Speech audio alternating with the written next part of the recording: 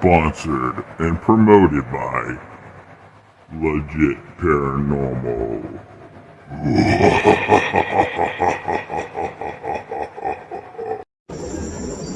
Aye.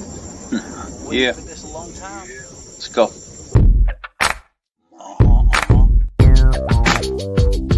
Here goes buddy, money, there.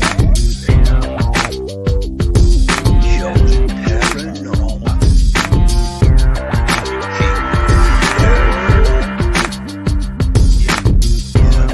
Money, there. Joe Paranormal. Joe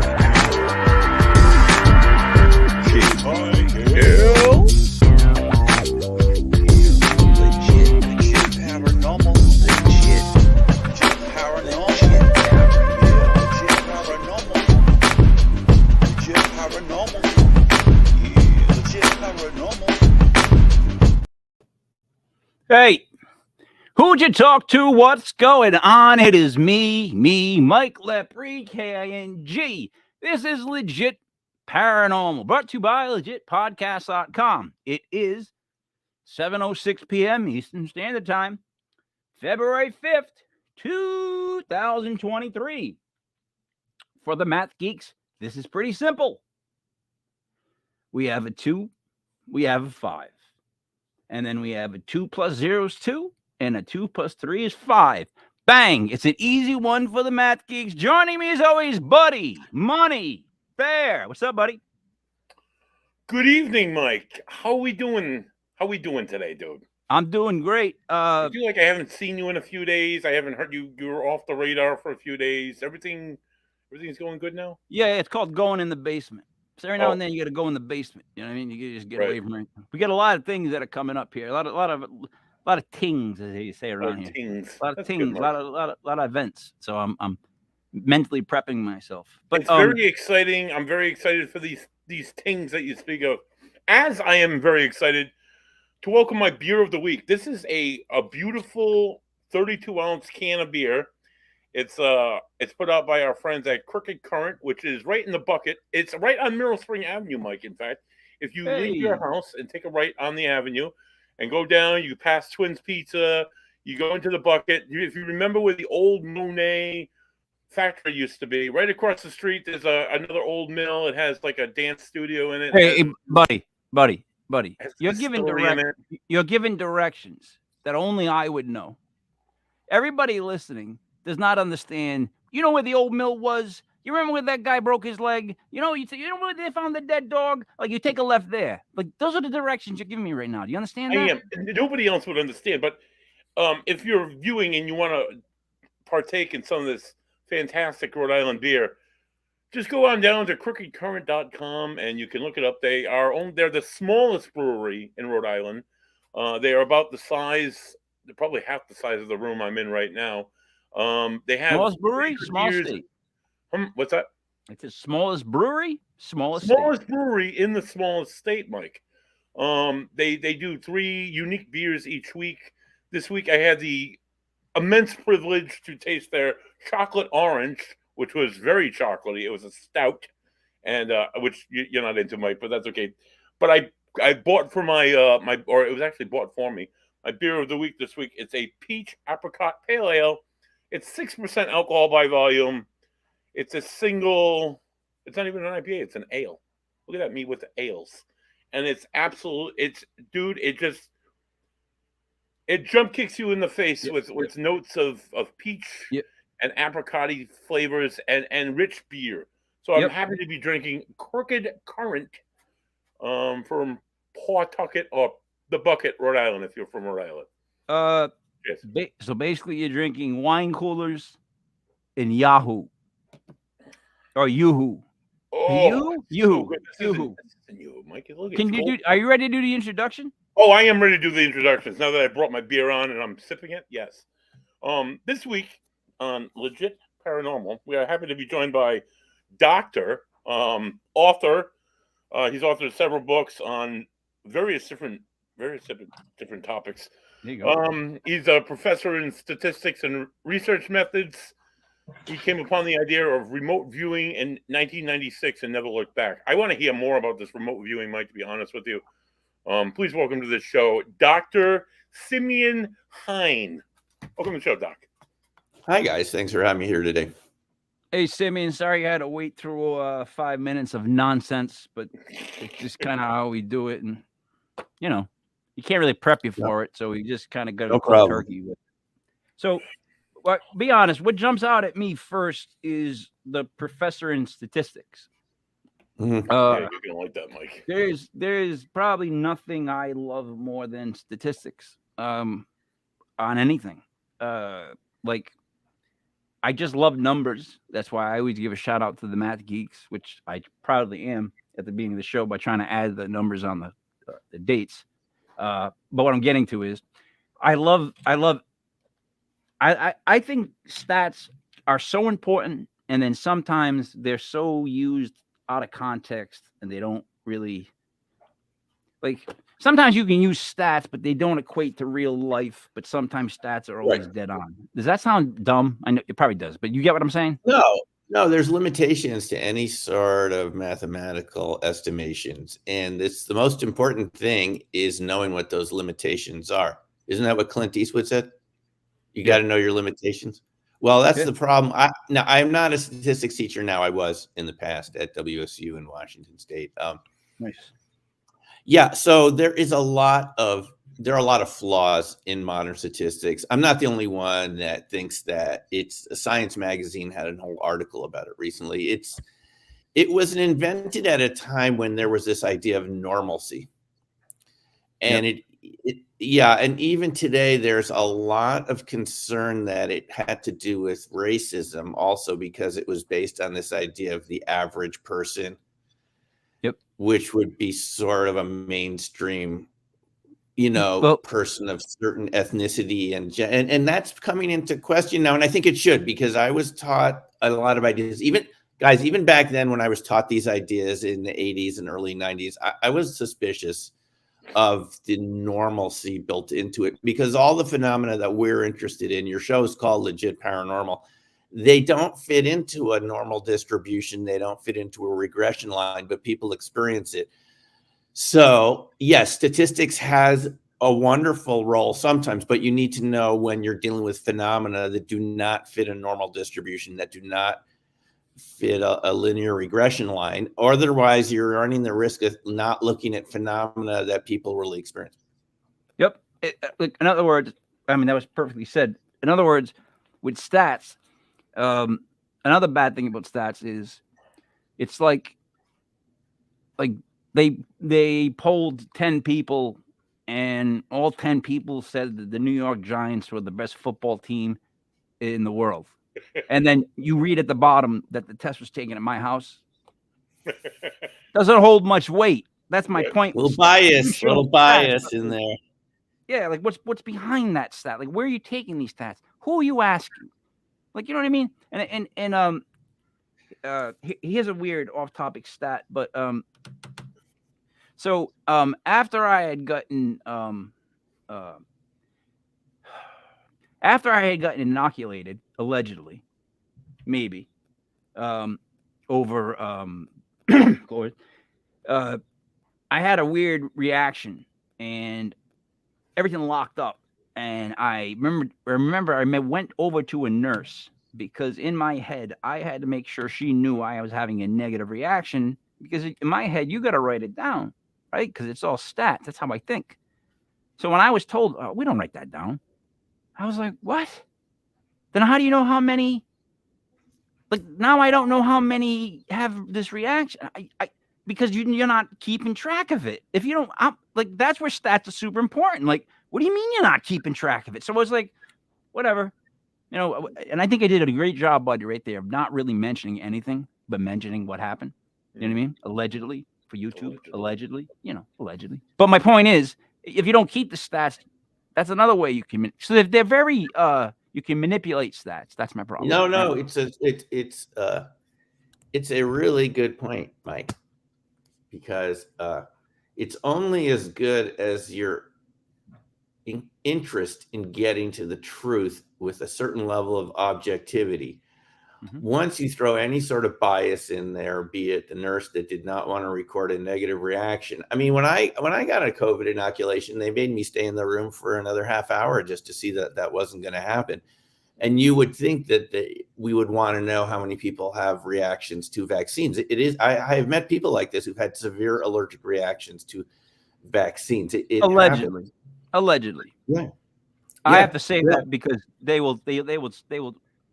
Allegedly, well, this person I know particularly was a nurse, and she had a reaction, and it kept her from working for 5 years because of an immune reaction. I mean, everyone has. Our bodies are all. We're not all the same, and that is the thing again about statistics, guys. It assumes this like similarity between every single person, but we're all slightly different. And if you're throwing out the outliers, even if you say that their reactions are rare and they're outliers, in statistics, you're allowed to throw out outliers. The problem is the outlier could be what you're looking for. There was a time I remember when less than 100 people were infected with COVID in the US. You could have called it an outlier and said, well, let's just ignore it. That's just 100 people out of 300 million or whatever. That's nothing. Yeah, but you need to look at the multiplication going on there, the replication rate. It's not the number of people, it's where it's going to be in 6 months. And so you're right, Mike, you can play with statistics and we shouldn't be doing that. We should really want to look at what's going on. So it does matter who's taking the stats or the information. It matters what their agenda is with the information. And then you cross over to where now. So I've been doing this. We're doing this show for over 2 years, and I came in with no knowledge at all. I mean, I still have. Well, I've learned a lot over 2 years, but I had no knowledge at all because I never watched a ghost hunting show. I had twins in 2003, and my life was a bubble of just taking care of kids for like 5-8 years straight. Like never where I even like watched TV that I remember. I quit the band. I had to quit a band. We were close to getting signed, and I'm like, I'm out, buddy. You know this. Like I'm out. I got twins. What can you do? It's a wicked shame, man. Yeah, but no, it's not a shame. That's the point. That's how what life works out. By the way, Simeon, that's another thing that I've learned. Stats don't take into effect like the difference your mind is like when you're 30 and you think of yourself at 20, you think what an idiot I was. And then you're 40 and you look back at 30, you're like, what an idiot I was. And now like I'm 74 and I look back at myself and I'm like, what an idiot I was. Like, you know what I mean? I'm just like, I'm old and I know that I'm smarter now. So I would less likely to make a decision upon your stats if you question me. And here's the other thing. Here's the problem I get in trouble with stats. I always ask everybody this question and they always lie to me. But here's what I think. There's 10 people in the room, right? They represent the entire country, all 10 of these people. How many are intelligent out of 10?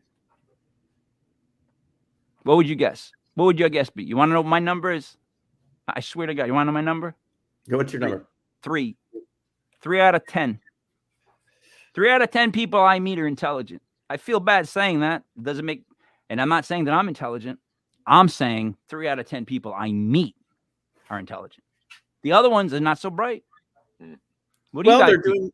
They're doing the best they can with what they've got. You know, no, come on, you're not going to be honest. Right now, he wants to say 2, but he's going to give me like 8. I can see in your face.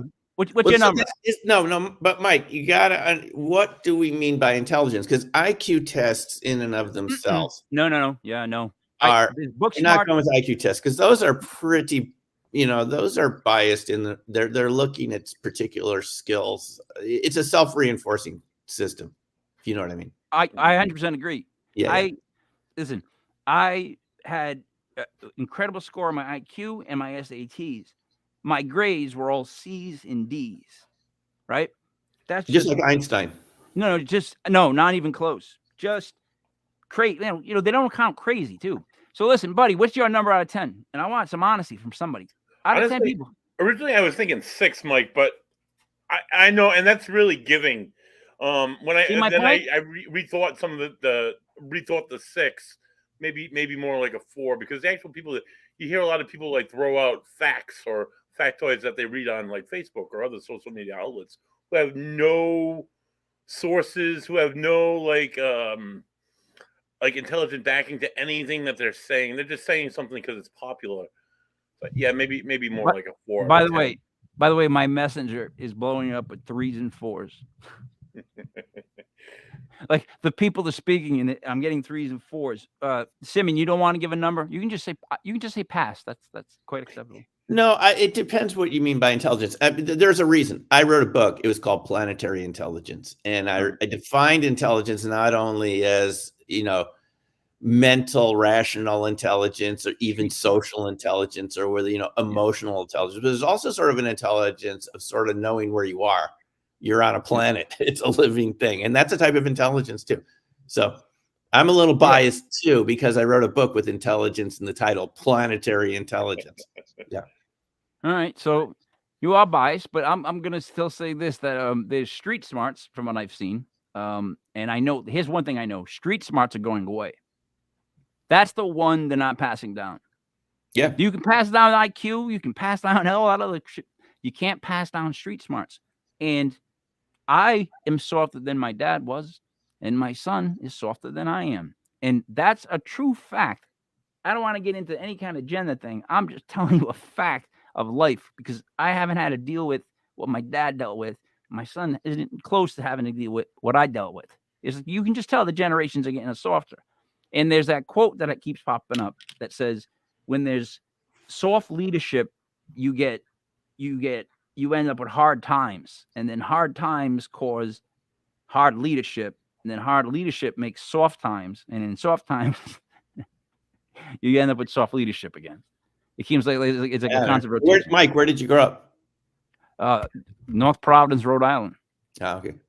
Like it's like the Italian armpit. It's where like all like the mob guys would come down because it was in the middle of Boston and New York, and they'd go up Federal Hill, or they go down Lymansville, and it was like Petriarca. If you remember Petriarca, that's where his headquarters was. He was Rhode Island, and he kind of ran New York from Rhode Island. So we're like this little it was like this little Italian, like just all Italians. Like I was so happy when I got to meet non-Italians because Italians are too much to handle. Like I can't handle myself. Like never mind, when I'm with my family, we're all yelling, no one shuts up. You know what I mean? It's rough. So getting to meet like a guy like Buddy with that ginger beard boy, do I love that beard. You have no idea, Simeon. So it's been obviously better. It's one of those things. But I know what I'm saying is street smarts, and there's book smarts, and then there's life smarts.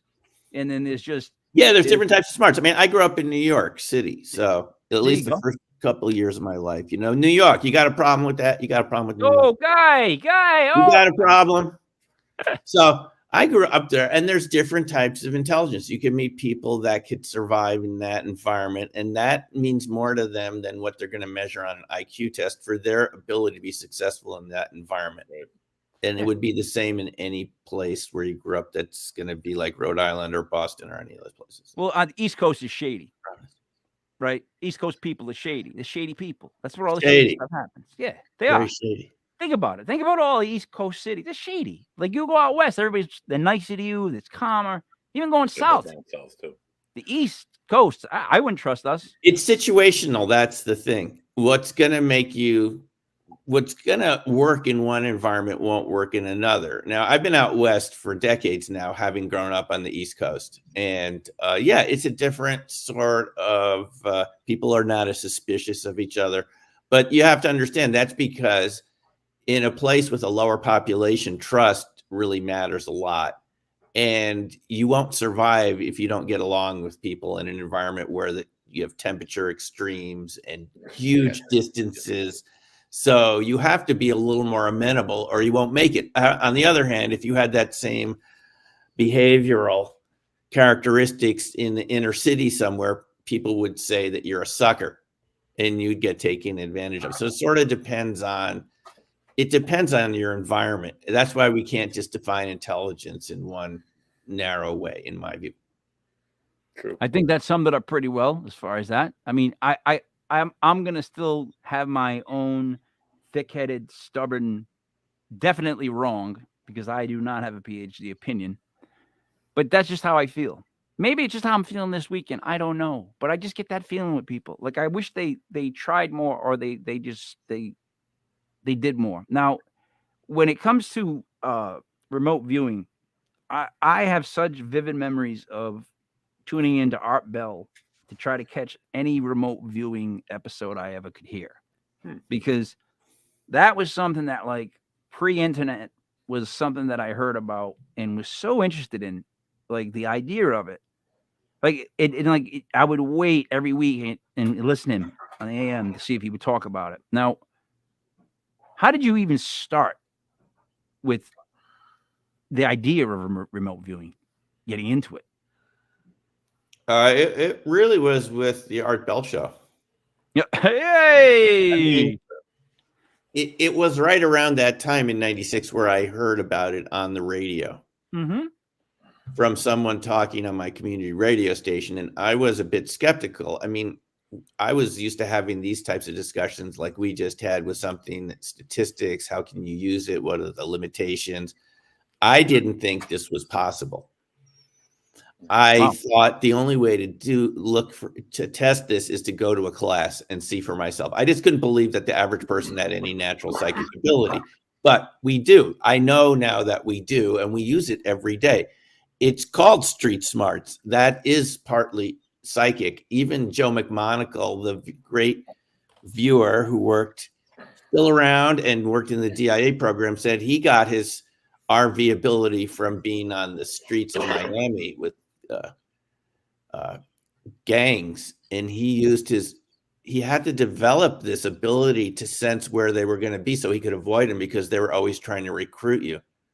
And so he would develop this ability to see them in his mind so he could take another street to avoid them, because it was such a dangerous neighborhood. So these abilities are not like some sort of quantum woo-woo. They're built into us because they have survival value, remote viewing. So when I heard about it in '96, I was doubtful that the average person could do it. So I went and took a class in Atlanta at a place called the Farsight Institute, which was teaching classes. And because I'm academic, I have a responsibility to tell the truth. So I need to know about these things. That's so awesome. It worked. Within a couple of days, I was drawing pictures in folders that were hidden. And I was blown away that I didn't see how it was working, but there you were drawing a picture very accurately. My first blowout session was Cancun, Mexico, where I had drawn the cove there, the beaches, the little sailboats that you can see in some of those pictures, the hotels. I heard people speaking Spanish, and I thought, I'm making this all up. I was in a hotel listening to people speak Spanish in a restaurant. I thought, I'm making this all up. And I saw the picture. The picture I had drawn matched the target picture almost exactly. And yet you're not told what it is ahead of time. So what convinced me that it was real was my own experience and seeing other people in the class get good results too. So first off, extremely jealous, because I remember listening to the Art Bell show and thinking, man, I would love to go take a class on this. Like, that's just the most interesting thing I've ever heard. I did. I took the class. I flew out there. It was very expensive at the time. The classes I teach now are a fraction, like a tenth of what those courses cost. You don't understand, because, and buddy, you know this, I claim to have it on things that don't matter, raffles or sports games. Like, I can actually, there's video clips where I'll be like, yeah, this is going to be in like 17-13. There'll be like an interception on the last play, and it'll just happen. Buddy, am I right? Yeah, he's pretty accurate with this stuff. So I have it in my own stupid way, Simeon. Like, you know what I mean? Like, ways that don't matter to people. But like, I can see things happen sometimes. We talked to David Barr about lucid dreaming. That's something that I was like, wow, that seems to happen to me a lot. Like, if I shower, especially, I actually will end up dreaming. Like, I'm not daydreaming anymore. It's past that. I'm just kind of dreaming something up, thinking things through. So where does lucid dreaming meet with what you're doing? Like the viewing, like, in other words, where the state that you're in, is it similar? Yeah, it can be. It's all part of this continuum. It just depends how how much you turn up the volume, really. RV is a very subtle effect. Sometimes you don't even know what you're doing. You're writing it down on paper. But people's experiences can be pretty intense. You can get premonitions about people and events that are about to happen, planes you shouldn't get on. I mean, I know examples of this, even in people in my life who just changed their mind on a flight. It was 9/11, just at the last minute. Wow. And those flights were unusually light that day, at least the ones coming from Boston were. So you have to wonder whether this is something that's built in. And yeah, if you turn up the volume on this, it could be a lucid dream. It could be something that feels like astral travel. But in my view, these are all varieties of the same effect, the same resonant type of effect where you're interacting with distant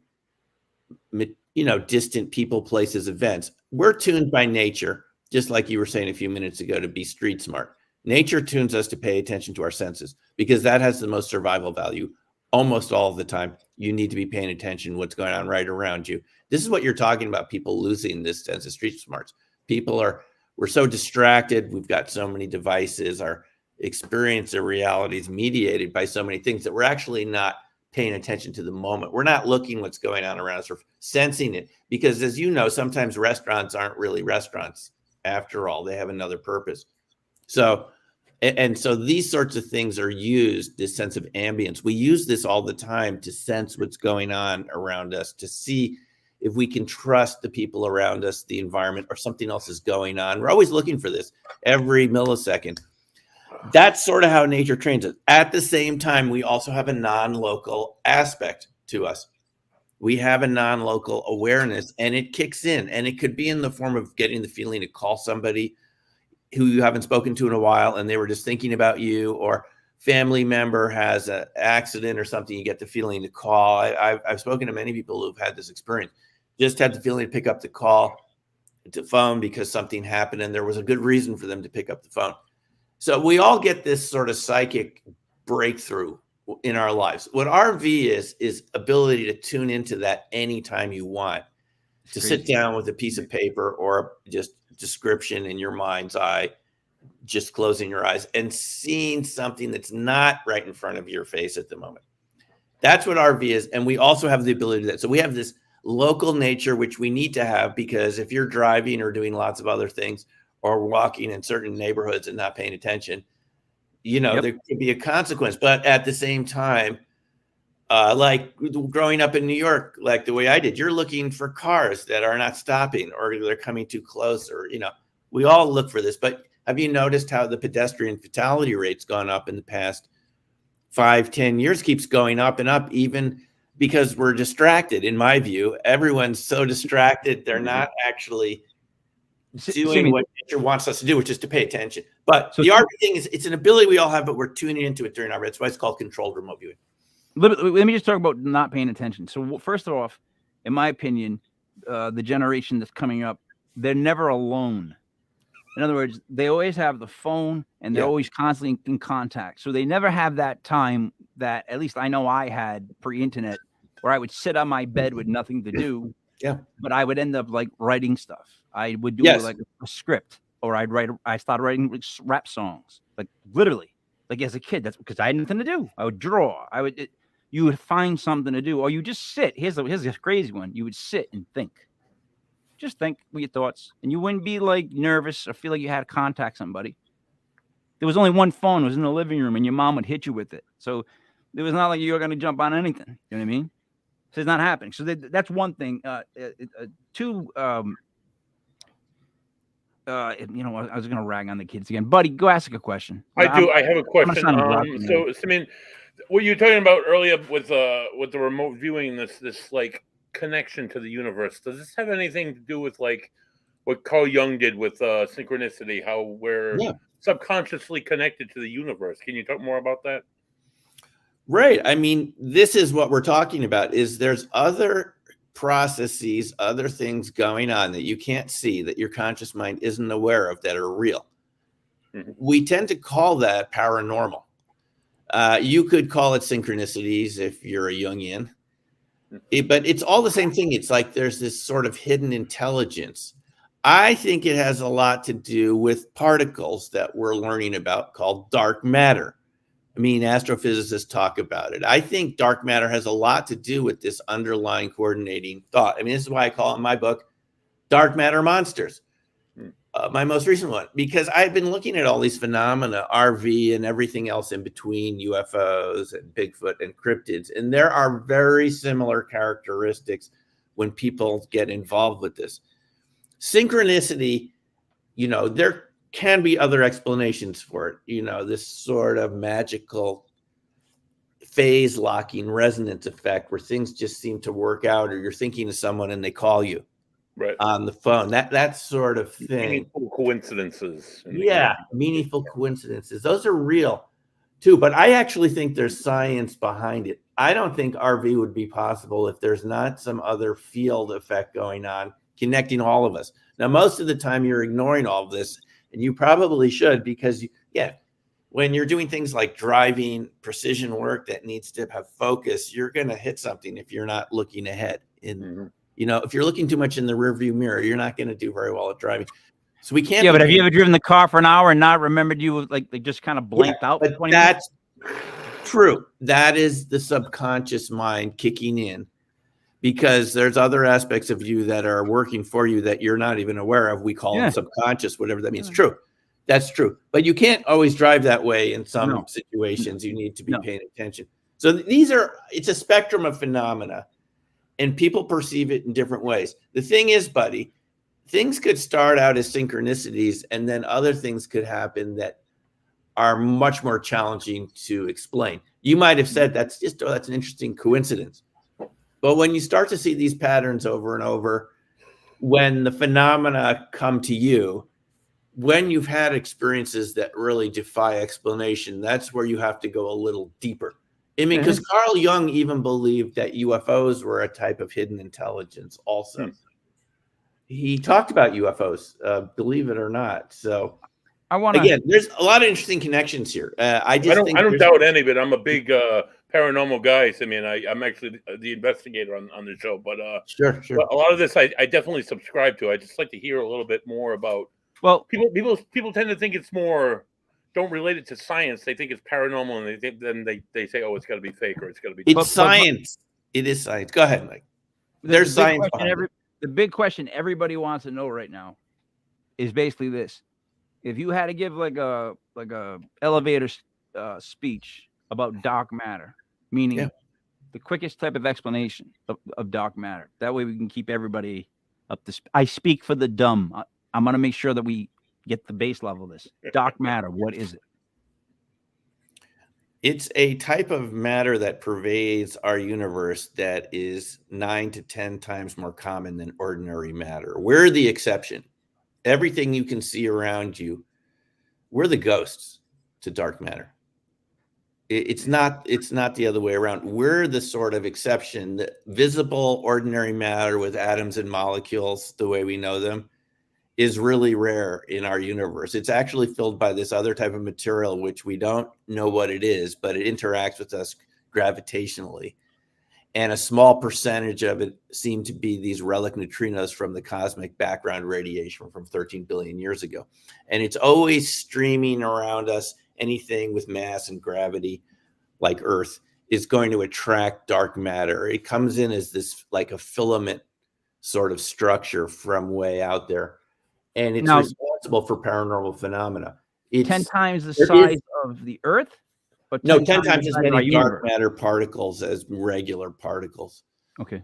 What we think of as ordinary matter, you and me interacting right now, our audience, the technology we're using, is 0.5% of everything out there. That means there's 99.5% unknown. We're surrounded by unknowns that we detect is there, but we don't know quite what it does. And it has its own rules of operation. And there's been a lot of research from Tesla on forward showing us that the matter that we create, the technology we create, and different states of matter, coherent matter, interact with this dark material because we can't see it, it looks like things are happening in a spooky way. But there's so many commonalities behind dark matter experiences: temperature changes, balls of light, orbs, time loss, spooky creatures coming out of nowhere. These are all characteristics of dark matter phenomena. Again, I called my book Dark Matter Monsters. I'm not literally saying they're monsters, but they can spook you out because they can do things you can't do. They can go into this dark matter. You and I are kind of mostly in this visible matter realm. I'm saying mostly because I'm not discounting the fact that people can project their consciousness, PK. I've seen demonstrations of PK bending things at a distance, levitating objects. But what we have to learn to accept is we're surrounded by a dark universe. It's dark because we can't detect it. It doesn't interact with us in the way that normal matter does. It doesn't interact with us electromagnetically, but it has gravitational effects, and it interacts with cells, biology, chemical reactions, radioactive reactions are all affected by this dark matter. And I wouldn't be surprised if there are life forms that are built around dark matter that we see here occasionally that can disappear again, which is why they're very hard to find. Let me get a handle on this. Yeah. So what we're saying is, if we had this like big Kool-Aid thing, 0.5% of it would be like this little us cube. Yeah. You could barely see floating around, right? Mhm. And it's not it's like space isn't out there. It's right here on top of us. Yeah. Like basically we're in this big pie of it. It's everywhere, but we're just 0.5% of it. So we're like this. So there's like one light that makes up 0.5% out of 100, and that's us. Yeah. Right? Mm-hmm. And if that's the us. case, Ordinary then baryonic we matter. rule. We're the best. If that's the case, those are the odds, and that we won, that we made the light out of all that, buddy. We only had a 0.5% chance of winning the game. You wouldn't bet on us in a million years. God, no. Oh my God, no. But who pulled it off? These guys. Sorry, Simeon, but we did it. We're positive matter. Well, it's not that the dark matter is negative. It's just much harder to detect. It's much more fluid and flexible. I mean, the dark matter universe would say the opposite. They would say they're the ones that won because they can move in and out of our realities at will, move between dimensions. We're stuck here. We got to do ordinary things, and they can escape that and go other places when they want. So I think it would be a good debate between the dark matter universe and the light matter universe, us, the baryonic matter people. Yeah. I mean, because this is what paranormal phenomena are. You call your show here Legit Paranormal. Paranormal phenomena are dark matter phenomena. There is zero doubt in my mind at this point. There's a Lockheed Martin patent, guys, that was awarded in 2021, not too long ago. And in this Lockheed Martin patent, they claim they can create cloaking, invisibility, teleportation, and all sorts of interesting sorts of phenomena, some of it which can be weaponized without putting any energy into the system. They said they could create this by subtracting energy from the system, which means it's a resonance-based effect. And people that worked with Lockheed said there's a whole nother universe beyond what we can see: neutrinos, dark matter. There's a whole bunch of interactions. There's a lot of Russian research about this going back a long time, more than here in the US. But basically, it's another universe, and we interact with it some of the time, okay? The rest of the time, it's doing its own thing. I don't know what it's doing the rest of the time, but occasionally we see it. We call it ghosts. We call it cryptids. It can have a material form. It could look like a werewolf, 7 feet tall on 2 legs, okay? And this is what we're dealing with. For some reason, our society has chosen not to want to talk about any dark matter phenomena and just to put it in the closet, call it paranormal. A dark matter glitch, can we call it? Would we call it a dark matter glitch? Like all of a sudden, like you're watching a regular TV show and you get that little zzz across that goes across the screen that lasts not even a second. Would that be it can appear like that because it can cause all sorts of. I saw it in crop circles personally. When I went to the crops, I got interested in the crop circles from RV because we had a couple of crop circle targets. I had no idea what a crop circle was in '96, but I went over to the UK to see these for myself. And that's what we saw with our electronics, Mike. Glitch after glitch after glitch. I made videos of it when my cameras were working properly, of people's cameras and batteries and laptops just going on the fritz as soon as they got anywhere near a crop circle. That, in my view, is also a type of dark matter effect. It's the spiraling shape of the crop circles is challenged. Tornadoes are a dark matter effect. This is why they're so incredibly stronger than they should be just from classical physics. It's not just a vacuum structure. There's another type of matter going on. They're comets. They're the weird glowing behavior of comets. They seem to erupt in light. That if it was just a light, an ice ball out there, would not be doing that. So I think you can explain a lot of phenomena with this. Phenomena I've seen, phenomena you've seen, even conventional scientists looking at tornadoes or comets. It's very interesting when you start to consider that there's sort of like, it was discounted by these scientists 100 years ago, the idea of an ether. Yeah. People propose beyond. Yeah, like some sort of background matter, but it's there, and it's called dark matter. Okay. It's there. So we've all had to say, how far does the universe go? Everyone's had to say that themselves at one point, right? And for them to want to tell us that it ends someplace makes no sense. Like, that's one of those questions that makes no sense. How does it end? Like, where does it? Why would it end? What's after it? It's just what it is.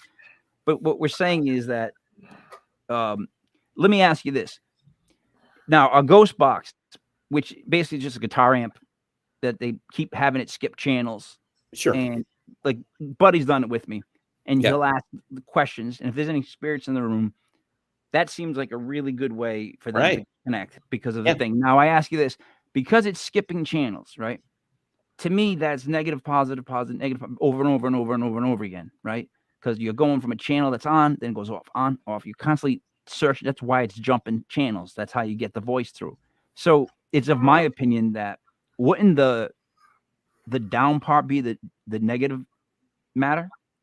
The dark matter, like, isn't that kind of like light matter, dark, light, dark, and then it comes through something like, I think so. I think that makes a lot of sense. And I mean, these entities, these spirits, they exist, but again, they can't communicate directly to us by talking. They can impress their energy on a random signal. See, buddy, that's why the voice box is a little bit of both, right? They can impress it on a phone. Remember, John Keel, Mothman prophecies, the phone's ringing and it's not even connected to the wall. Yes. Yeah. I had an experience like that in Florida, just talking to someone about John Keel and the Mothman prophecies, and my phone started ringing at 4 a.m. and there was no one on the other side. It was just a hissing sound. It happened repeatedly until I took the phone out of the wall. Did you star 69 it? I asked at the next day who could have been calling me at 4 a.m. and nothing there. And the hotel clerk said that had to originate in the phone system itself, because we have to transfer calls manually to you from the system. And there was no activity last night. So it had to be within the phone system, like maybe another room dialing you. I just don't think, maybe someone was playing a prank, but I think the other possibility is you're out there talking about Mothman and in the hot tub with a bunch of people at a remote viewing conference. This was in Clearwater. And they're listening. Those Mothmen are listening to you. You can't see them, but they're listening and they're calling at 4 a.m. Say, hey, here we are. You talked about that late night phone call. Welcome to the call. No, I really think that that's what's going on here. I mean, I know as a former statistics teacher, I have a skeptical mind just like you guys do. Part of my mind thinking, come on.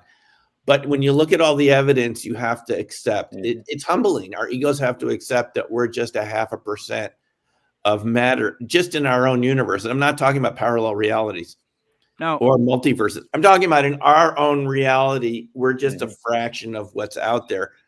And I think it's highly possible there's other life forms, spirits, and so forth that absolutely can interact with us through this equipment by impressing their energy onto a signal like you do with this.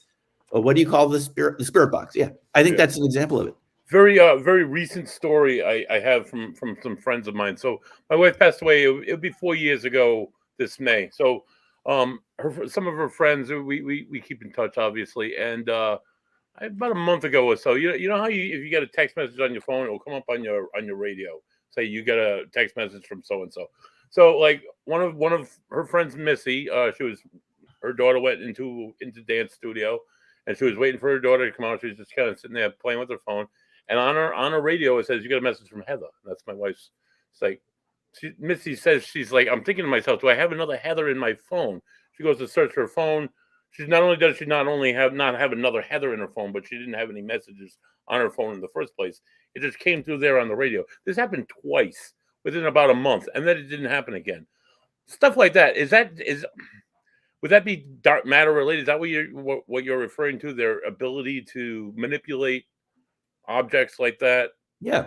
Yeah. I think that they can impress themselves on dark matter because it's another type of substance that we don't interact with directly. It's more resonant. It's based on resonance.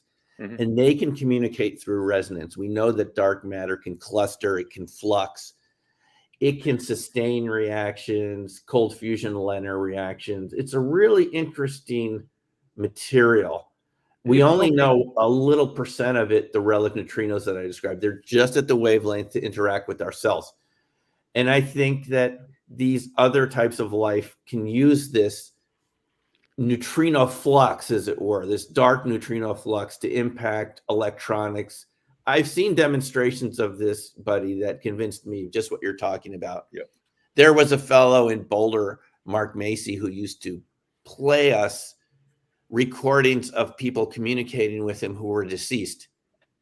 And yet the people that worked around them that knew them said, I know that voice. That is them talking. It's a little off, but that is definitely their personality. Right. Through a phone. You know, they called on the phone. And when Mark said, why are you using a phone? I mean, could we get better equipment? He goes, they would say, it's actually not the phone. We're doing this so we don't freak you out too much because you're used to getting communications. It's actually your psychic receptivity that determines our ability to communicate with you. It's not the actual phone itself. You've seen countless, and Art Bell used to talk about this. Remember those examples on calculators and early communications devices, pagers? You'd get messages pop up that made sense to the person who received it. So my view is that these people that we knew when they pass on, they're still around, but in a different frequency. And may want to communicate to us that they're okay, that they still care about us. And they definitely do. Through calculators and through phones. I've seen people, examples of this. Phone calls from people that are already deceased. You didn't know they call you, said, I'm okay. How about that? That happened to my dad. He got a dream about a friend of my mom's. And in the dream, the person said, I just want you to know I'm okay. It's Lo. And my dad didn't know who that was, but my mom had a good friend named Lois, and she had just passed on. Yep. There was a letter downstairs from her, and she had already passed on. Yeah. I got to ask this. So wait a minute. So Simeon, are you saying that you believe in everything? Yes. It's all real. I'm telling you, it's all real. All right. We've been so skeptical of this because they always say there's no scientific theory. We have a theory now to explain everything paranormal. Very close to explaining it. All right, but let me give the pushback. I have to, because it's not not to. Dark matter's a cop-out. It's like my get-out-of-jail card. It's like if I can't explain something, it's dark matter. Because when you say something's 99.5%, god damn, that's the odds stacked against us. Of course, whatever it is dark matter. Because look how small we are. So to know we're that much small of it, it's almost I like would agree with you, Mike. Everything. I don't believe in all that. I'm just telling you that would be I would agree with that point of view if we didn't have very precise measurements of the relic neutrinos, people who've studied a component of dark matter, Boyd Bushman from Lockheed Martin, the Lockheed Martin patent. Let me give you a perfect example of this. So much of this research has gone dark. It's gone into the secret funding world of the US government. I will give you one example. There was a Ukrainian cold fusion Leonard company, low energy nuclear reaction, called Proton 21 Labs. I've read their interviews. It's saying the same thing we're saying here, that there's dark matter, there's dark matter neutrino flux, and you can measure it, you can work with it, you can create devices around this energy source. They were working with creating a type of matter that could penetrate ordinary matter. They even said in their article, they were blown away by the fact that it absorbed everything. It would absorb bullets. And guess who bought them? Department of Energy, moved them to Oak Ridge National Labs in Tennessee. So we have enough evidence What from is the types of stopping- companies working with this that this is real. They are not into the paranormal, like they're not into these subjects, but everything they say, talking about material can absorb bullets. How often have you heard of people shooting at these cryptids and nothing happens? Nothing All right, happens. so that's what you're saying? So I'm saying there's evidence, empirical evidence, Mike. There's a That's what I'm matter. saying to that argument. We're claiming that it makes a form, Yeah. dark matter, and the bullet doesn't go through it. It's so much denser than the bullet. The bullet's like not even there. The matter is so much more compressed than ordinary matter. And how are they making this matter? Through compression, atomic compression. Atomic compression is creating a dark matter that you can shoot into, and the bullet just dissipates. Yep. All right. How in control can you be creating dark matter? Well, that's a really good question. And Is that like a kid? Is that like when they say, man plans while God laughs? Because that's what that kind of seems like. Like you're holding this thing that like knowing Buddy, he'd bump into it with the broomstick and be like a Carol Burnett show, and the world will just go. No. I mean, I think it's a really good question. If we had total control over it, we would be at another level of technology by now. I mean, I think some people like Nikola Tesla was an example of someone that was working with this. The counterpart of it that we see in our reality are orbs and ball lightning and luminous phenomena around paranormal phenomena, around earthquakes and different settings. Hesdal in Norway had these sort of earth lights, right? But a lot of people think this is all the same phenomena, and it's a type of electronuclear collapse. It's a type of gravitational collapse. The researchers that are saying this, it's not from philosophy, guys. We're talking about experimental researchers with degrees in nuclear physics who've come to this conclusion. David Freiberger worked at Stanford Linear Accelerator Center. He has, everyone has slightly different names for it. He called these compressed objects vortons. But he said this type of compression produces its own sort of magnetic toroidal structure. This kind of like a focused donut. Some people call it like a donut-like structure with rings within rings. Yeah. He called it closed pointing vectors, non-ordinary Maxwellian electromagnetics. But these are people who work funded by the Department of Energy. And that's my response to that type of criticism. If it were just sort of speculation, I would agree with that. It's something, but we have too many experimental physicists who've worked on this in Japan, in Russia, in the United States, in Ukraine. And they basically are all saying the same sort of thing, is that you have another type of matter that we're interacting with that gives tornadoes their power, that makes comets do strange things, that creates balls of light on tops of mountains right before earthquakes. There was a researcher, Marsha Adams, who proposed creating an earthquake detector just by looking for orbs from satellites. She proposed this to NASA. So what I'm doing here is just bringing this all together. Maybe I'm wrong, but I like to say if I'm wrong in a really big way. I'm just saying these are all the same phenomena. It's all coherent matter, and it's all interacting with dark matter. Let me ask you this. Yeah, go ahead. So, we're sitting around. We decided to get that atomic nuclear compression thing. Me and Buddy, we make that little dark matter ball, and there it is, right? Me and Buddy are looking at it. How do we get rid of it? Does Buddy go with the clap on, clap off, the clapper? No, thanks for asking that question. First of all, there's potentially dangerous effects when you create this. It can emit UV rays. It can emit ionizing radiation. And people sometimes get cancer from being around this. In the lab, Mark Leclerc, who I saw in Boulder, talk about using cavitation, sonic vibrations to create sonoluminescence. It creates these, the compression of the sound creates these bubbles. And then when they vibrations, sonoluminescence, and he was proposing to do this to create different elements in the periodic chart table. And that was his way of creating this sort of excess energy, was these little energy bubbles from sound. You can do it yourself from sonic cleaning equipment that you can find on Amazon. If you push the reaction too far, you're going to end up with persistent orbs that can radiate types of radiation that could give you cancer. So you need to, first of all, need to be careful about this. The answer to your question is, and I was just reading an article from Russian scientists who answered that question. They said the light orbs that you would get could last anywhere from 2 to 2.5 minutes in the laboratory, glowing. Oh, they're like batteries. The dark EVOs, there's a dark form of this, as you can imagine, because it has to do with the dark form could last for days.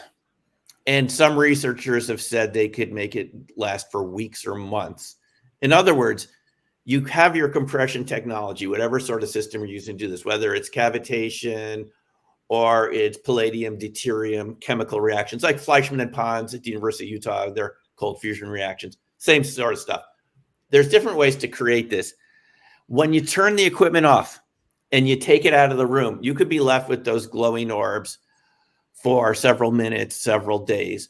But I have to warn you, there's a dark form to this ball lightning orb material. You guys probably know this because you've worked around this sort of subject area. You won't see it. It's invisible. It's there, but you can't see it. It's going to be giving off energy. You might detect it with infrared. They saw this at Skinwalker Ranch a lot. You know about Skinwalker Ranch, the TV series. They picked up these dark shapes right on the trail that they would see with their night vision equipment. And what did they say they experienced? Just as more proof of evidence. Intense feelings of fear, feelings of disorientation, and feelings like I cannot walk any closer to that thing. It's a different type of matter. I want to impress this on you. It's not ordinary liquid, gas, solid. It's not even a plasma, which is, neon bulbs and lightning. No, we're just trying to get a visual. That's Aurora Borealis. We're talking coherent matter where all the particles are coherently quantum entangled. And it's extremely dense. The researchers that have looked at it said it's about 40 times denser than ordinary matter. And this is why it can resist any ordinary matter that we know about. Wow. But here's my problem. So walk through fences, things like that. Yes. Hello.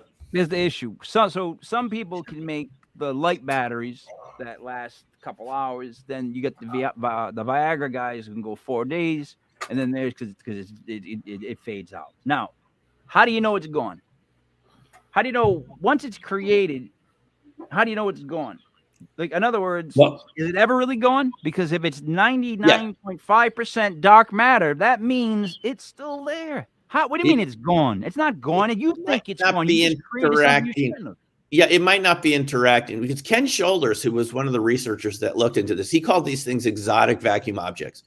He was constantly speculating. I have to say speculating. He's someone that worked creating microelectronics and all sorts of stuff that we use every day. He was an inventor. He called these charge clusters exotic vacuum objects. And this is exactly what I've read his papers. This is exactly what he's asking about. How long do they last? What are they doing? He said they exist in their own little reality that sometimes interacts with us. But because it's such a different state of matter, it might not. People have pictures of these embedded in metals, and they look like miniature black holes. They literally call them black holes. Ken Shoulders, you can read his articles. He's no longer with us. I'm afraid he got cancer too from being around this type of energy form too much. But I'm just speculating, but that's probably why he got it. You read his articles. He says, is this the dark matter that we've heard from astrophysicists? Because it looks awfully dark and it embeds itself in metals. And then when you look at it under electron scanning microscope, guys, it looks like this dark little mass that's absorbing things. Now, don't worry. It's not going to destroy the universe. It's not going to suck the universe into it like one of these big black holes that are out there that you can't get too close to. These are microscopic and they evaporate eventually. But while they're doing their thing, they're spewing out all the elements on the periodic table. They're like generators of life. And they're probably in us right now. Guys, I wouldn't worry about it too much. Nature knows what it's doing. They're probably embedded in us right now. It's probably why we're alive. We don't even see them. They are not easy to detect. And Ken Shoulders talks about this. He talked about it. So I'm sorry. Wait a minute, but Go I ahead. guess, wait, so it's funny because I think we believe a lot of the same things, right? Yes. But I'm still gonna call dark matter for now a bit of a cop out, because it is. So now everything that's somewhat unexplainable is explainable because of this one thing. So now I have to believe in Bigfoot, Frogman, Mothman, Foxhead, Dog Boy. I got to believe in them all. Now, I'm not saying I don't believe in them all because, like I said, I think things are vibrations. Our whole life is vibrations, and there's multiple layers, and every now and then things get caught in different times. You get different sounds. It's a crossover, all right? But I don't believe in everything. Like I gotta say that implicitly. I do not believe in everything. There are certain things that I do believe in, and there's certain things that I don't. And the reason why I don't believe in certain things is intuition. It's going back to the beginning of our conversation. There's something in my gut sometimes, and buddy, you know this because you have the feeling when someone comes up to us and gives us a story, and if it's a bad one, you get that feeling like, oh, no. Mm-hmm. But if it's something that you can kind of tell it's real, you immediately, buddy, right? You immediately lock with them. So talking to people about stories, I can't believe everything's real because I've heard some stuff, Simeon, like, come on. Like, if I told you, you'd be like, yeah, maybe that's not real. No, I know. I've been around people that made stuff up in the UFO. I've been around this. I've been around people that invented these stories, created fake. No. I'm not saying every piece of evidence is real. I have been around so much of it that could be explained in ordinary terms that there are people, I see this online. There are people that are hoaxing photos and posting it. And the photos look the same from week to week. It's one cryptid here. It's always in the same forest. It's got that same pixelation. And I'm thinking someone's generating this on their computer and cracking up and turning it into videos. Look, I'm not saying every piece of evidence is real. I'm saying all of these phenomena we've all been interested in for a while the phenomena are real and more that we don't even understand. I agree with that. The way you know this is true is you get the same symptoms. In Dark Matter Monsters, I point out, and this is what really convinced me, was reading the witness accounts. Hold up the book for 1 second. Yeah, this is the book Mark. It's on Amazon. You can get it on my website too, New Crystal Mind. It's got its own website, darkmattermonsters.com. There are symptoms between all these phenomena that I've been curious about since 25 years of being involved in this area, guys. It's the sudden temperature changes, the orbs, the batteries and cameras going on the fritz. You lose us on orbs. You lose us on orbs, though. Me and buddy, when we say orbs, we go. Call it ball lightning if you want, guys. Ball lightning has been researched. Can I just say something on orbs? Ball lightning, guys. There are hundreds of studies about this. Go ahead, buddy. Simeon, so I've been investigating the paranormal for about 14 years now. So yeah, orbs is like the one thing for one reason or another I can't be convinced on. So if our third co-host was here, his name is Joey Paranormal. He's with the Rhode Island National Guard, finish up his drills for the once a month. Joe is an investigator. Joey Paranoid Show. Joe does the video. So Joe will have video clips that he'll present at meetings. And he's like, dude, look at this orb. I'm like, you can't sell me on orbs, honestly. There's sometimes where you can pick out like the airflow. You can see the airflow. You can see a whole bunch of them moving with the flow in the room. Or there's other ones that like somebody walks in the room or leaves the room and there's a whole bunch. Like, dude, that's just dust particles. That's just some of them are. I am always searching for a reason why it's not real. But guys, me how orbs are John, guys, the highest levels of intelligence. You're talking about intelligence at the beginning of the show. You have someone like John Ramirez from the CIA, retired missile analyst, looks at the signatures and the signals of adversaries' missile systems. Had been on many podcasts recently, and he said the CIA had an orb study that he did not want to get read into because of all the security classification requirements once you get in these projects. But he sent people from his program they had a UFO program and an orb program. And what Ramirez said is just what I've been telling you earlier on. You could detect these from the keyhole satellites coming into the atmosphere that appeared to be solid UFO craft. And he said they also had a plasma stealth form that the CIA called orbs. Now, guys, I have seen these videos like you have where I say, I'm looking at this and this looks like a dust particle in the room. But just because people misidentify it and think it's an orb doesn't mean the phenomena isn't real. It looks like a flashlight on a wall sometimes, Simeon. But if you look at some of these pictures of orbs, they behave very strangely. They move around. They saw them at Skinwalker Ranch. They've always had examples. Ted Phillips called them ambers, and he worked with J. Allen Hynek. He was that trace case researcher. Mm-hmm. If you listen to his lectures about Marley Woods, that name they gave to this ranch in Missouri, he called them ambers. He said when they went over a picnic bench once, the picnic bench lost gravity. I mean, it was like moving off. It's trying to go up in the air. There's empirical documentation of these orbs. That doesn't mean people can't misidentify them and they're seeing things on their cameras. Our cameras are very sensitive now. They could pick up dust and make it look orb-like, but that doesn't mean that orbs, people have seen these orbs around Bigfoot repeatedly over and over again. They've been seen around even remote viewing sessions. You remember Uri Geller? Yes. The guy that started a lot of this for many of us going back. He was tested in the 70s. He always claimed he encountered an orb in his apartment complex in Tel Aviv, and it caught up with him. He was running away from it as a kid. Yeah. And I heard that story. My mind is thinking, did this really happen? Well, one of his neighbors came forward recently. It said on an interview, he saw the orb chasing Uri. And Uri said he got his special powers from his interaction with the orb. So I'm going to come down on the side that there's enough evidence in the laboratory, in ball lightning studies going back to Francois Arago from France 200 plus years ago, the lawyer politician. He wrote a book about ball lightning. Walter Brand wrote a book about ball lightning, 1923 in Germany. Up to the current date, there's Air Force studies, guys, of ball lightning. Eric Davis, you've heard of him, 2003.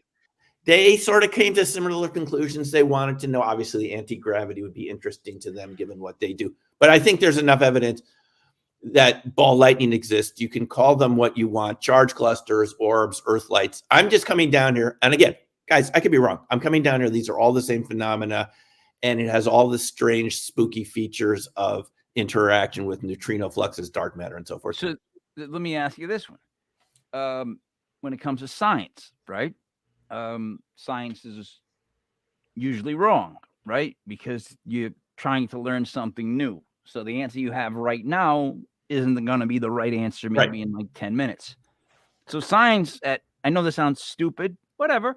I don't mind. I'll take that. I'll go out on the plank. So to me, science is always wrong. It's trying to be right. Right. That's Stanton Friedman wrote a great book with the same title. It's called Science Was Wrong. Yeah. And this is why you can't trust your intuition around science, guys. You were giving an example, Mike, where you see these videos and your gut tells you it's wrong. But nobody believed Albert Einstein in 1905 when he was proposing special relativity. There was a book, 100 Scientists Against Einstein. Every one of those 100 scientists turned out to be wrong. People ridiculed the Wright brothers. Mercilessly. They had to go to France to do their tests. I have a hard time when you jump back in time like that, because it reminds you of sports. Because basically what I'm saying is like cocaine was in Coca-Cola. They could be taking opium, like different stats, different times. We're back in the stats again. You can't kind of compare like how smart and revolutionary Einstein was then. Because like your point, our time, he wouldn't be as big a boxer. You know, he'd have shorter arms. Hair. They only knew about the Milky Way back then. Yeah, but what we're saying here is the outliers, and this is what we were saying at the beginning of the show. Yeah. The outliers can turn out to be true and the mainstream false. And this is what we've seen with science throughout the history of science, going back as far back as you want to go.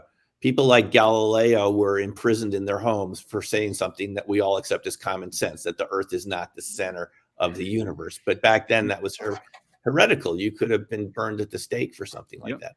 Right. So ideas change. And what I'm saying here is exactly along that lines is we've called these phenomena paranormal for a long time. But what does para mean? I mean, Lou Elizondo has said this so many times. Para means next to normal. Paramedic, parachute, the whole idea is next to something else. Yep. Paranormal isn't really paranormal. That's what I'm saying in a nutshell. There is actually science behind it. It may not be commonly accepted science. This is something that a lot of people would listen to. They say Simeon dark matter doesn't exist, relative neutrinos don't exist. Okay, I'm fine with those sort of arguments, but I'm saying if you look at it this way, it will explain a lot and why you get such similar experiences from the witnesses. You know, the sunburn that people get, So all of that. They get that from comets too. I'm saying it's the same effect. It's a permittivity change, dark matter, speed of light, variable speeds of light. That's what this all comes down to. And by the way, one more thing, and I know you want to say something, Mike. Einstein proposed variable speed of light, but the idea wasn't really picked up on. These ideas have already been around. It's just they haven't really been discussed very much. So to bring it all around, back to so I personally believe, and Buddy knows this, wherever something there's light, there's a dark 50-50 match to it. Yeah. In other words, my theory is this. So some places claim to hear children's voices, that they're trapped, whatever, you know, and then they go there, I heard a kid's voice. And my theory is that can't really be a kid's soul, because kids and dogs go straight to heaven. That's just, again, these are just my theories. I also don't think that, I think that where something really pure and innocent dies, something really evil can be created. Like, that's that 50-50 flip. And I think that's what dark matter is. That's just that other side waiting to take its chance. It's almost like the bad ideas that pop in your head that shouldn't be there. You don't want, that's not a good idea. It's almost like it's not from your head. So I think there's a constant almost battle with dark matter. Guys, it's not dark in a negative sense. It's dark because we can't detect it. It's just a name. I'm not saying it's a negative entity. But, I'm just saying it's right. invisible. It can be negative and it can be positive. Well, what sure, I'm trying like to say anything is, else. If it's creating all these monsters and moth people that cause all these devastations, They're out there, guys. They're out there. Well, if they are, then it's creating my issues of how I can't get my socks on in the morning, because it's like fishing, because I got to throw my sock as far as I can and hope I catch my foot because I'm old. That could be dark matter too. I'm just saying. Buddy, what do you got to say? I don't. I throughout the whole conversation, I wanted him to kind of like not explain, but like just specify that just because it's called dark doesn't wrap any negative connotation around it. People like no. People like assume that, and just because you're like getting these feelings or you're having these experiences with certain things, that you don't necessarily understand that it's evil right away. That it's just because the ghost is like flipping on your light switches and like you're hearing screams or you're like getting touched doesn't mean it's evil. That's not good. You feel uncomfortable doesn't mean it's evil. It just means that that's the way it's trying to get in touch with you. Just because we call it dark matter doesn't mean it's evil. A lot of people are going to just think this. Oh my God, it's evil. It's just evil all around us. This same argument happened 500 years ago when people proposed that the Earth wasn't the center of reality anymore, right? And you had Copernicus, Galileo, Bruno, many others, and they proposed, whoa, the universe is bigger than we think, and we're not the center of it. And that was really threatening, because it was really a nice idea to believe that you were the center of everything that any god had created. And we're at the center, and there's nothing beyond the moon that matters. And we're at the center of it, and it's just a recreation of God's kingdom. So saying that the sun was the center of our solar system and that we didn't even know what we were the center of the solar system, it made people feel uncomfortable. But we've gotten used to that over a couple hundred years. We've accepted there's new exoplanets discovered every day out there by the James Webb Telescope, Hubble Telescope before, right? Yeah, it's crazy. And we realize not only are we not the center of it, there could be hundreds and thousands and thousands of planets in our own galaxy that are habitable, that are, like us. This dark matter analogy to me seems like the same sort of thing in this respect. And you said it a few moments ago, Mike. If we're only 0.5% of matter and energy that's out there, it's disconcerting. Well, what is the other 99.5%? It leaves your stomach with this feeling, what? It's the same thing people experienced when the Earth was dislodged from being the center of everything. All of a sudden, you had to reevaluate reality. We're going to have to reevaluate reality. Congress is already doing it by looking at these UFOs. They're not going to turn out to be, in my view, I'm happy to be proven wrong, just normal objects guys getting in a metal spacecraft from their planet, wherever they are, and flying over here. Well, because There's imagine so going to many war with just characteristics of it that are different that are going to have to make us look at these concepts. And I'm saying, if it's good enough for Lockheed Martin, if they can talk about it, guys, Proton 21 Labs goes dark, bought up by DOE. If it's good enough for those folks, they are not in our subject area. They don't care about our particular topics. But I think it's just logical. If they're interested in it and they say it's real and they're spending a lot of money on it, there's other ramifications that they're not looking at. That's in our fields here, right here, that we're talking about. So my last question is this. Yeah, so sure. us being the positive light, the 0.5% out of 100, is that a positive thing, or is that like me and Buddy sitting in the cafeteria, like next to the garbage, where no one will sit with him? It's however you want to take it. Well, how do you take it? Look, I don't think most people are ready for this. It's a little frightening to think that you're surrounded by things that you can't see right now. No, but I would want to know. You want to know, but you can't yet. They see you and you don't see them. And they can pop into our reality when they choose to. I think it's a great question, Mike. It's not inherently negative. It's that feeling of awe that we're a lot smaller than we thought. It's our ego. It's our collective ego that doesn't want to admit we're surrounded by a huge universe, multiverse with much more types of life. We wanted to be the main thing here on Earth. We wanted to be the top of the food chain, right? Every time, and I know people who have encountered Bigfoot close up, looking right in their window. Every time you have one of these cryptid encounters, it sends your ego for a loop, because those cryptids and Bigfoot, whatever they turn out to be, are obviously extremely smart. They have been watching you. They know what you're doing. And it's disconcerting to think there's something else out there in the forest that might be street smarts. They may have more street smarts than you, because they detected you long before you detected them. They have wood smarts. Wood smarts. Fractal smarts. Yeah. Smarts.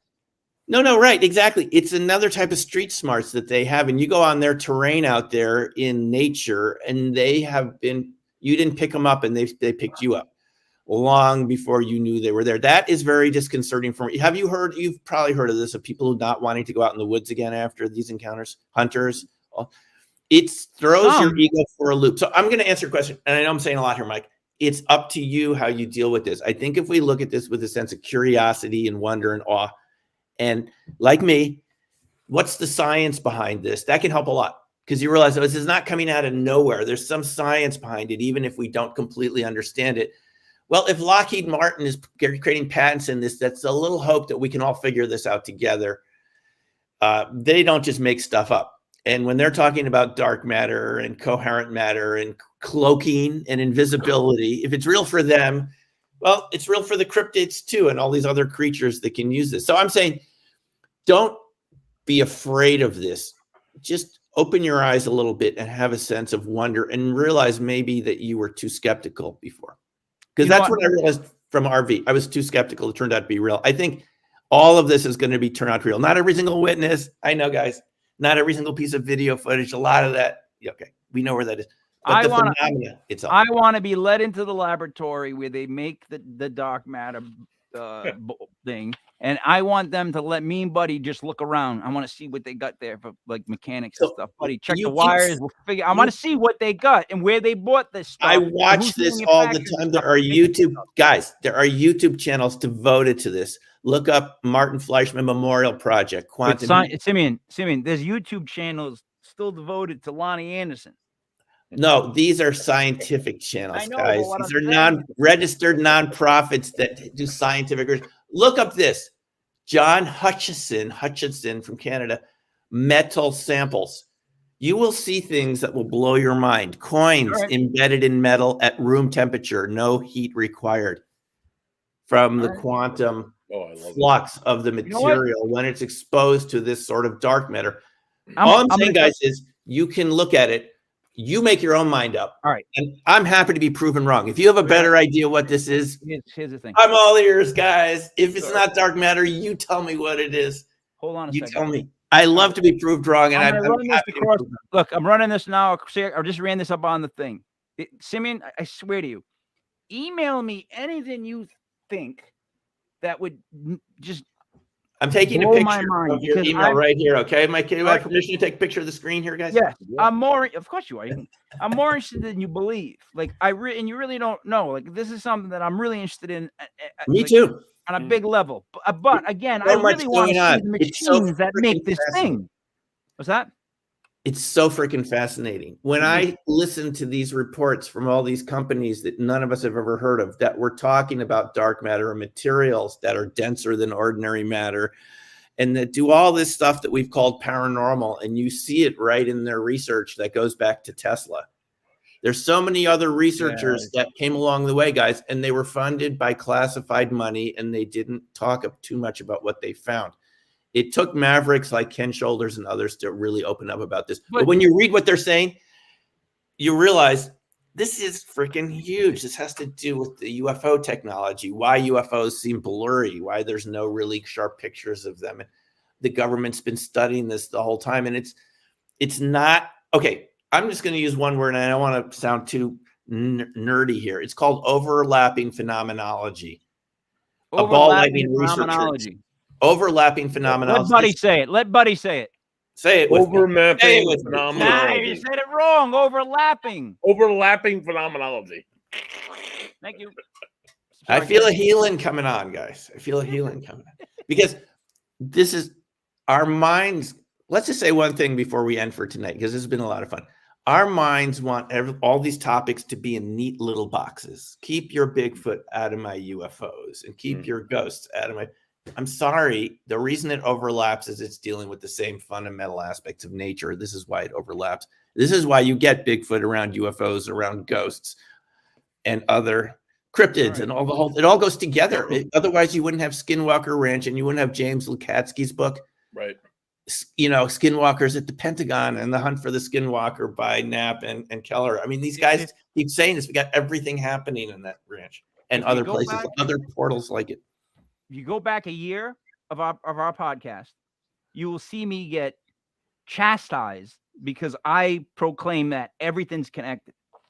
Buddy, you remember that? I do. You guys all laughed at me, told me I was wrong.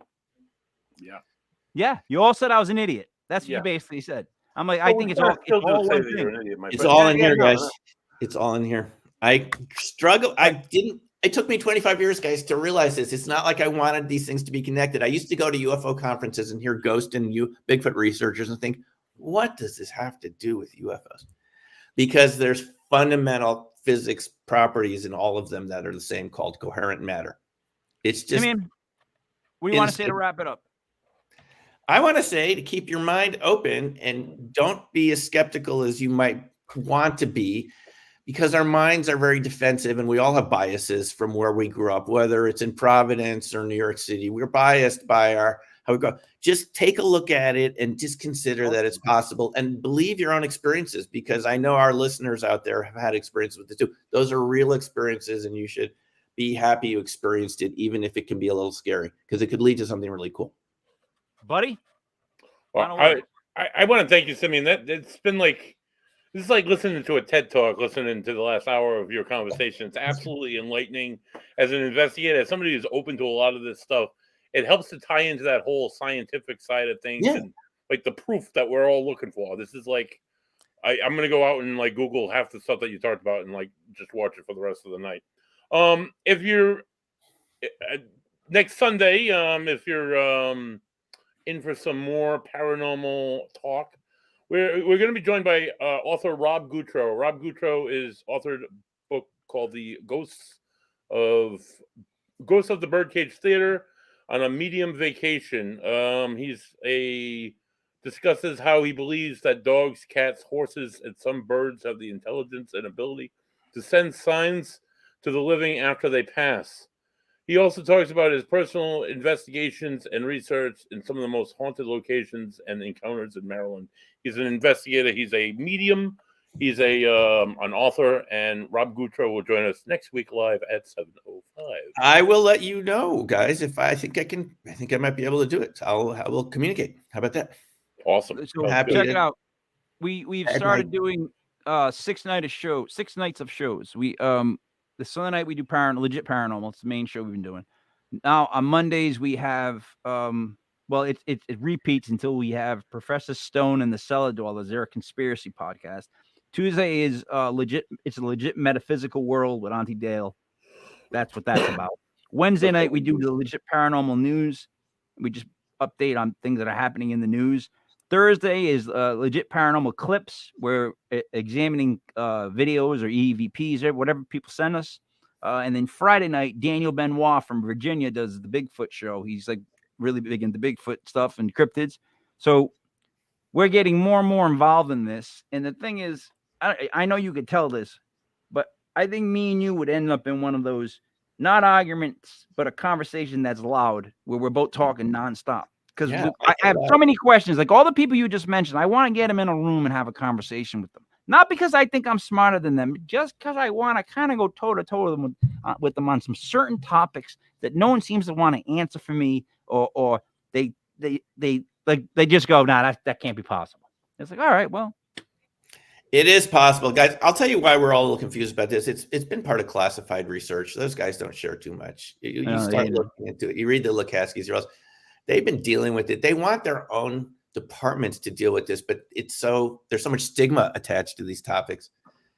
I missed the day they couldn't continue their study of Skinwalker. They had too much blowback in the Pentagon. So I missed the days of no internet when I had to get HBO with a black box. Mm-hmm. Yes, that's the days I miss. So, Simeon, I'd like to thank you for being on the show. Thank you, guys. We had a great time. Obviously, we could have talked for like 14 hours. Buddy, not so much. Yeah, right. I'm kind of happy with you, but not so much. You know, It's okay. You get a 5. he was listening. Better than a 4, Mike. All right, buddy, you're always a 10. I want to give out my website, guys. If people want to contact me, Wait a minute. Look at my painting. Wait a minute. .com. Newcastlemind.com. There he is. Simeon, look at this. I painted the most handsome man that you and I both can see. Image. It's a crystal image. No, I really paint by the numbers. I sent it to him.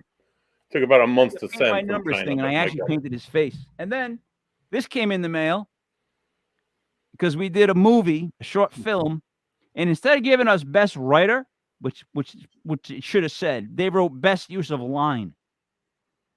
That's the script, right? How is that not writing? What does that make sense? Because you have to use a certain line in the movie, but wouldn't that be writing? Because you're writing it into the script. Whatever. Best use of a line.